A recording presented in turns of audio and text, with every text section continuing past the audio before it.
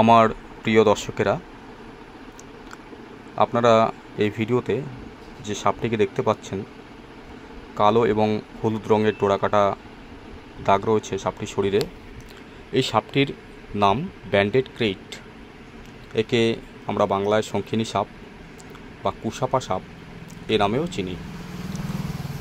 এটি কিন্তু এশিয়া মহাদেশের অত্যন্ত একটি বিষাক্ত সাপ। এর দৈর্ঘ্য প্রায় 2 মিটার পর্যন্ত হতে পারে।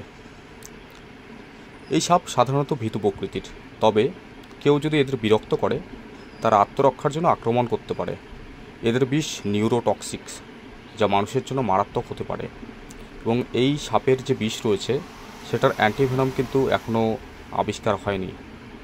যদিও এই সাপ সহজে মানুষকে আক্রমণ করে না বা কামড়ানোর স্বভাব প্রায় নেই বললেই চলে, খুবই শান্ত প্রকৃতির যেহেতু, কিন্তু যদি কখনো কামড়ে দেয় তাকে কিন্তু বাঁচানো খুব মুশকিল। এই ব্যান্ডেড ক্রেইটের বৈজ্ঞানিক নাম বানগারুস ফ্যাসকিয়েটাস।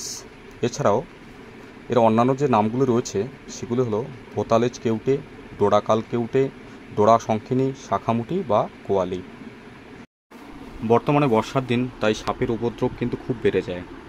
তো বাড়ির আশপাশ পরিষ্কার রাখবেন, মাঝে মধ্যে ব্লিচিং ছেটাবেন, এবং সাপ দেখলে কিন্তু সহজে মারতে যাবেন না, তাদেরও বাঁচার অধিকার রয়েছে। তো ভালো থাকবেন, সুস্থ থাকবেন, দেখা হচ্ছে পরের ভিডিওতে।